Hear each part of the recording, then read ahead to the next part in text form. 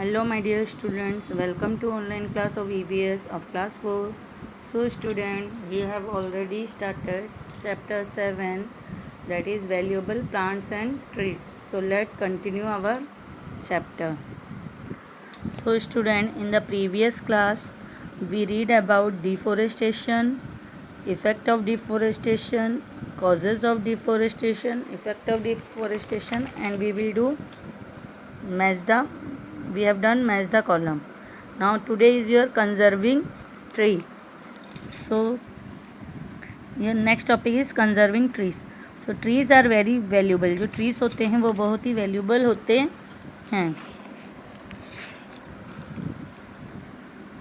If we conserve trees, it will help protect other resources like water, soil, air and animals.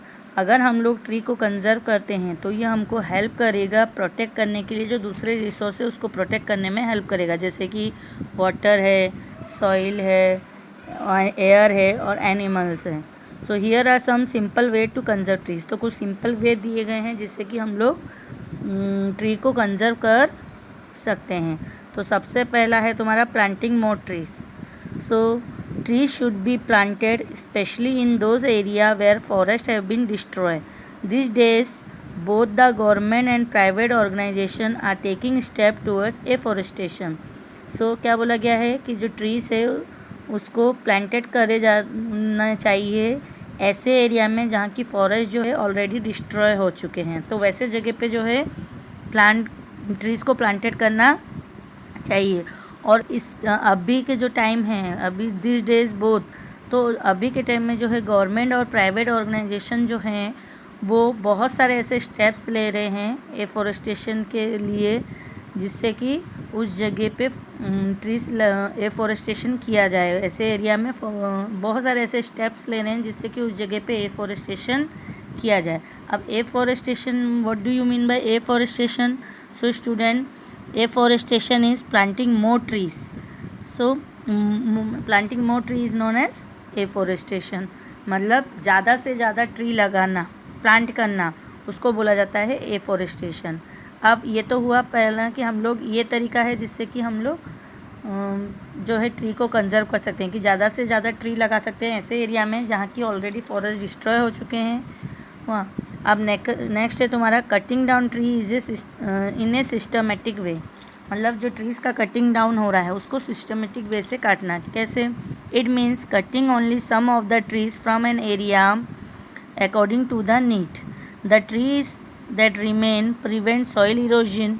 They also make seeds for new trees to grow. तो क्या बोला गया है कि systematic तरीका मतलब वो मतलब होता है कि जो cutting only some of the tree, मतलब कुछ पेड़ों को काटा जाए और ऐसे एरिया से, जैसे ऐसे एरिया में जहाँ की उसका नीड हो, मतलब जितने की उसकी नीड हो, ट्रीज जितना नीड हो उस एरिया में, उसके हिसाब से ट्रीज़ को अगर काटा जाए तो वो भी एक सिस्टमेटिक वे है जिससे कि हम लोग ट्री को कंजर्व कर सकते हैं.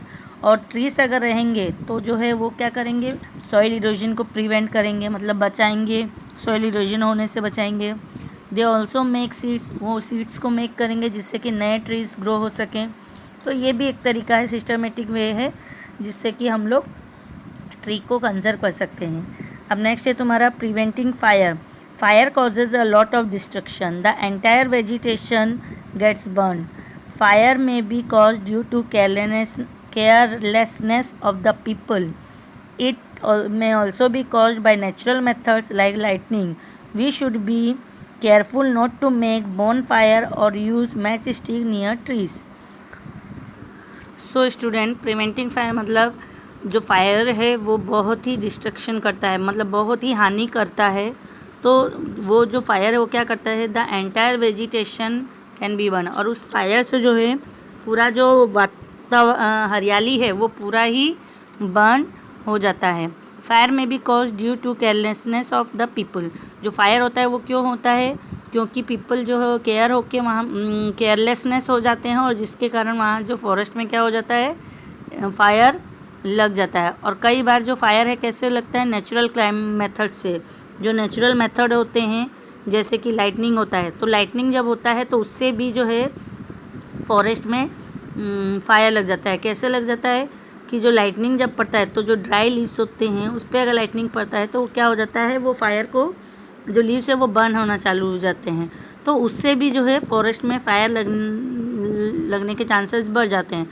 तो वी शुड बी केयरफुल। तो इसलिए हमको केयरफुल होना चाहिए कि जब भी हम बॉन फायर बनाएं या फिर मैच स्टिक का यूज़ करें ट्री के सामने, तो वो केयरफुल होके करें जिससे कि वहाँ पे फायर नहीं लगे। नेक्स्ट है तुम्हारा protecting trees from disease and pets. जो ट्रीज़ को प्रोटेक्ट करना है किससे, डिजीज़ से, और जो पेट्स है उनसे उनको प्रोटेक्ट करना। Many trees are destroy by diseases and insect. Pests मतलब इंसेक्ट। तो बहुत सारे ऐसे ट्रीज़ हैं जो कि क्या होते हैं, डिस्ट्रॉय हो जाते हैं किससे, या तो उनमें डिजीज़ लग जाता है या फिर वो इंसेक्ट से वो डिस्ट्रॉय हो जाते हैं। Such infected tree should be cut down. तो ऐसे इन्फेक्टेड ट्रीज अगर हैं फॉरेस्ट में या आसपास में तो उनको क्या करना चाहिए, उनको उनको कट आउट कर देना चाहिए। और insecticide and pesticide should also be spray on them. और जो ट्रीज़ हैं उनमें इंसेक्टिसाइड और पेस्टिसाइड्स केमिकल जो होते हैं उनको स्प्रे करना चाहिए जिससे कि उसमें जो इंसेक्ट रह गए हैं वो क्या हो जाए, डिस्ट्रॉय हो जाए। तो हम लोग इंसेक्टिसाइड और पेस्टिसाइड्स का यूज़ करके भी स्प्रे करके भी जो है ट्रीज़ को बाकी ट्रीज़ को बचा सकते हैं। तो अगर कुछ ट्रीज़ में डिजीज़ लगे हैं या इंसेक्ट उसको अफेक्टेड कर रहे हैं तो ऐसे में हमको क्या करना चाहिए कि उन ट्रीज़ को कट आउट कर देना चाहिए या फिर उसमें इंसेक्टिसाइड और पेस्टिसाइड्स केमिकल का यूज़ करना चाहिए जिससे कि वो इंसेक्ट वहाँ पे डिस्ट्रॉय हो जाए। तो ये भी एक तरीका है जिससे कि हम लोग प्लांट्स और ट्रीज़ को कंजर्व कर सकते हैं। अब लास्ट है तुम्हारा प्रोटेक्टिंग प्लांट्स फ्रॉम ओवरग्रेसिंग। तो प्लांट को प्रोटेक्ट करना ओवरग्रेसिंग होने से। Overgrazing by animals like sheep, goats and cattle must be prevented. They eat small plants or trample on them. Sometimes the roots and the trunks of plants are damaged. तो क्या बोला, जो ओवरग्रेसिंग मतलब जो cattle है, काव है, गोट्स है, ये सब जब ओवरग्रेस करते हैं मतलब चरने जाते हैं तो उससे भी जो है क्या होता है, जो है ट्री का कंजर्व नहीं हो पाता है। कैसे कंजर्व नहीं हो पाता है, उसको हमको प्रिवेंटेड करना चाहिए, मतलब उसका रोक करना चाहिए। क्यों, क्योंकि वो जो क्या करते हैं वो है जो है स्मॉल प्लांट्स को जो है स्मॉल प्लांट्स को खा लेते हैं, जो स्मॉल प्लांट्स या जो छोटे घास तो उनको खा लेते हैं। तो वो भी उससे भी जो है हम लोग क्या होता है कि उसके बाद जो है वो ट्रीज़ वहाँ पे और ग्रो या वो प्लांट्स वहीं पे डिस्ट्रॉय हो जाता है, ग्रो नहीं कर पाता है। और कई बार क्या होते हैं कि जो रूट्स और ट्रंक्स होते हैं जो ट्रीज़ के, वो भी कई बार क्या होते हैं ऐसे में डैमेज हो जाते हैं। तो ओवरग्रेसिंग को भी अगर हम लोग प्रिवेंट करें, ओवरग्रेसिंग का भी अगर हम लोग प्रिवेंट करके करें तो हम लोग जो है प्लांट्स को प्रोटेक्ट कर सकते हैं। तो ये हुआ तरीका। अब तुम्हारा नेक्स्ट टॉपिक है Van Mahotsav. So it is an annual festival during which trees are planted throughout the country. Student in schools plant saplings and participate in debates, discussion and drawing competitions। तो क्या बोला गया है, वन महोत्सव जो है एक एनुअल फेस्टिवल होता है जिसमें कि ट्रीज़ को प्लांटेड करा जाता है, जिसको थ्रू आउट कंट्री सेलिब्रेट किया जाता है। और ड्यूरिंग दिस फेस्टिवल, और इस फेस्टिवल के दौरान जो है स्कूल के जो बच्चे हैं, स्कूल स्टूडेंट जो है वो प्लांट सैपलिंग्स लगाते हैं और पार्टिसिपेट करते हैं बहुत सारे कंपटीशन में, जैसे डिबेट कंपटीशन है, डिस्कशन है, ड्राइंग कंपटीशन है। तो ऐसे बहुत सारे कंपटीशन किए जाते हैं वन महोत्सव में जिसमें उनको वो सब स्कूल स्टूडेंट जो होते हैं वो पार्टिसिपेट करते हैं। The theme for discuss on preserving and conserving the forest.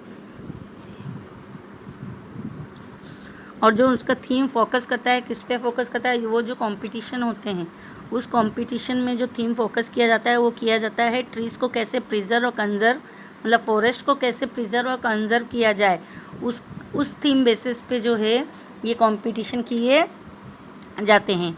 All of us should participate in Van Mahotsav by planting trees in our neighbourhood.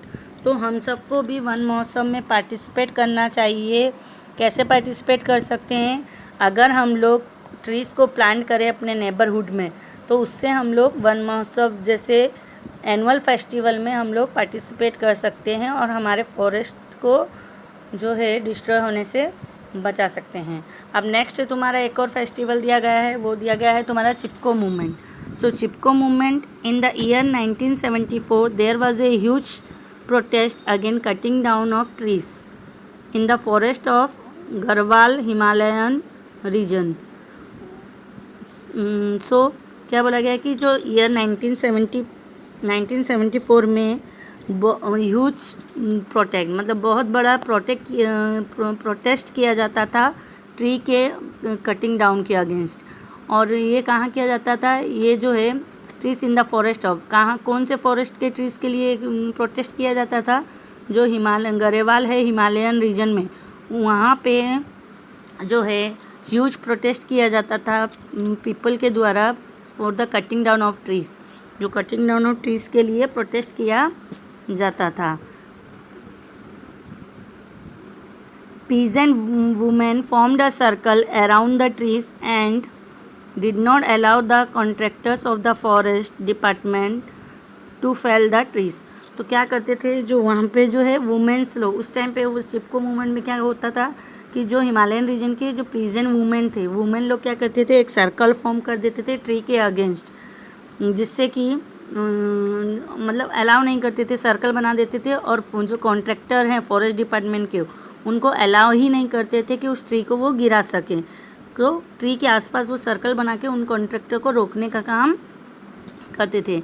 This movement gradually spread throughout India and came to be known as the Chipko movement. और ये जो movement है ये क्या हुआ, gradually spread होने लगा, फैलने लगा, इंडिया के सभी पार्ट्स में थ्रू आउट इंडिया फैलने लगा, और जिसके कारण ये इसका नाम दिया गया Chipko movement. Chipko means to hug और टू एम्ब्रेस। चिपको का मतलब होता है हग करना या एम्ब्रेस करना। If you cut one tree plant at least 3 others is the motto of the Chipko movement. तो चिपको मूवमेंट का जो मोटो था क्या था? चिपको का मतलब होता है हग करना, तो हग किया जाता था ट्री को, जिससे कि जो कॉन्ट्रैक्टर है वो उसको कट डाउन नहीं कर सकते। और इसका मोटो था, इस मूवमेंट का मोटो ये था कि अगर तुम एक पेड़ काट रहे हो तो उसके साथ साथ एटलीस्ट 3 और जो ट्रीज़ है या 3 और प्लांट लगाओ, जिससे कि ट्रीज़ का जो नंबर है वो इंक्रीज़ हो सके। अगर एक काट रहे हैं तो 3 और लगाओ, ये बोल के इसका मोटो दिया गया था। और यही इसका मोटो था, इस चिपको मूवमेंट का मोटो यही था कि एक पेड़ काटो और 3 पेड़ और लगाओ। तो ये था चिपको मूवमेंट, जो कि स्टार्ट किया गया था 1970।